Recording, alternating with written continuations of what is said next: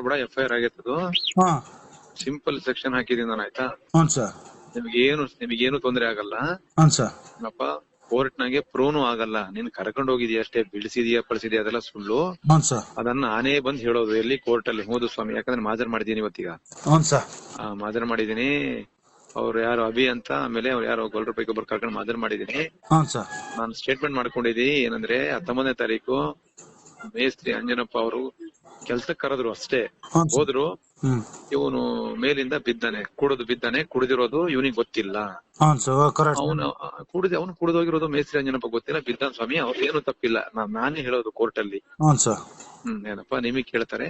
ಹಾ ಆಮೇಲೆ ನಿಮ್ಮ ಯಾರು ಇದಾರಲ್ಲ ಹುಡುಗರು, ಯಾರು ಬೇರೆ ಇದಾರಲ್ಲ ಯಾರು ಅವರು, ಸ್ವಾಮಿ ನಾನ್ ಕರ್ಕೊಂಡು ಹೋಗಿದ್ ನಾನೊಬ್ನೇ ನಿಜ ಸ್ವಾಮಿ. ಅವ್ರು ಯಾರು ಇರ್ಲಿಲ್ಲ ಅಂದ್ರೆ ಮುಗಿದೋಯ್ತು. ಅವ್ರ 3 ಹಾಸ್ಟೆಲ್, ನಾನು ಅವ್ರಿಗೆ ಚಾರ್ಜ್ ಶೀಟ್ ಅಲ್ಲಿ ಬಿಡ್ತೀನಿ ಹೆಸರು. ಎಲ್ಲಿದೆ ಹೇಳಿ ನಿನಗೆ ದುರ್ಗದಲ್ಲಿ? ಸರ್ ದುರ್ಗದ ಬರ್ತಾ ಇದ್ದೀನಿ ಸಾಬರ, ಇಲ್ಲಿ ಈ ಕಡೆ ಗೋನೂರ್ ಗೇಟ್ ಈ ಕಡೆ ಇದ್ದ. ಹೌದಾ, ನಾನು ಬರ್ತೀನಿ. ಅಲ್ಲಿ ಸ್ವಲ್ಪ ಇರ್ತೀಯ? ನಾನೀಗ ತುರ್ನೂರ್ ಬಿಟ್ಟು ಈಗ ನಾನು ಬೆಳಗಟ್ಟ ಇದೀನಿ. ಹೌದಾ, ನೀವು ಬೆಳಗ್ಗೆ ನೀವು ನಾನು ಹಿಂಗ್ ಬರ್ತೀನಲ್ಲ ಸರ್, ಹೆಂಗೆ ಹೈವೇ ಮೇಲೆ ಬರ್ತೀನಿ ನಾನು.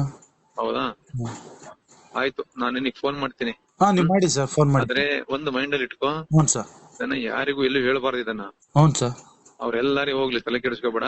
ಹಾ ಬಾಂಬೆನಾರೇ ಹೋಗ್ಲಿ, ಮಣಿಪಾಲಾರೇ ಹೋಗ್ಲಿ, ಎಲ್ಲಾರೇ ಹೋಗ್ಲಿ, ಅವ್ನು ಚೆನ್ನಾಗಿ ಬರ್ತಾನೆ. ಹ್ಞೂ ಸರ್. ನೀನ್ ಹೇಳ್ಬೇಕು, ಏನಪ್ಪಾ ಹಾ ನಾವು ದುಡ್ಡು ಕೊಡಕ್ ಒಪ್ಪಿದ್ವಿ, ನೀವ್ ಬೇಡ ಅಂತ ಹೇಳಿದ್ರಿ, ನಾವ್ ಏನ್ ಬರೋದಿಲ್ಲ, ನೀವ್ ಫೋನ್ ಮಾಡಿಬಿಡ್ರಿ ಅಂತ ಹೇಳಿ. ಅವ್ರು ಫೋನ್ ಏನ್ ಮಾಡಿದ್ರೆ ಹ್ಞೂ ಸರ್.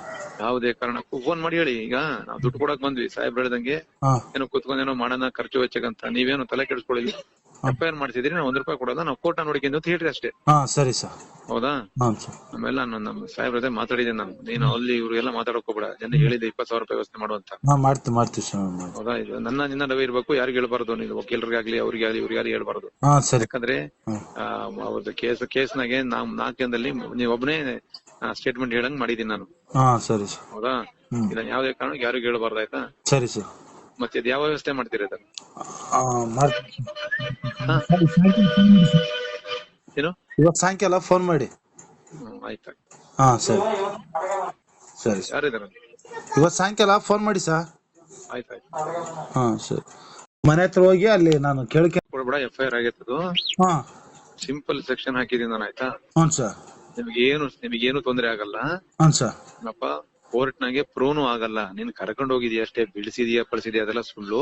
ಹ್ಞೂ ಸರ್. ಅದನ್ನ ನಾನೇ ಬಂದ್ ಹೇಳೋದು ಎಲ್ಲಿ ಕೋರ್ಟ್ ಅಲ್ಲಿ. ಹೌದು ಸ್ವಾಮಿ, ಯಾಕಂದ್ರೆ ಮಾಜರ್ ಮಾಡಿದೀನಿ ಇವತ್ತೀಗ. ಹ್ಞೂ ಸರ್. ಮಾಜರ್ ಮಾಡಿದೀನಿ. ಅವ್ರು ಯಾರು ಅಭಿ ಅಂತ, ಆಮೇಲೆ ಅವ್ರು ಯಾರೋ ಗೊಲ್ರ ಪೈಕಿ ಒಬ್ಬರು ಕರ್ಕೊಂಡು ಮಾಜರ್ ಮಾಡಿದೀನಿ. ಹ್ಞೂ ಸರ್.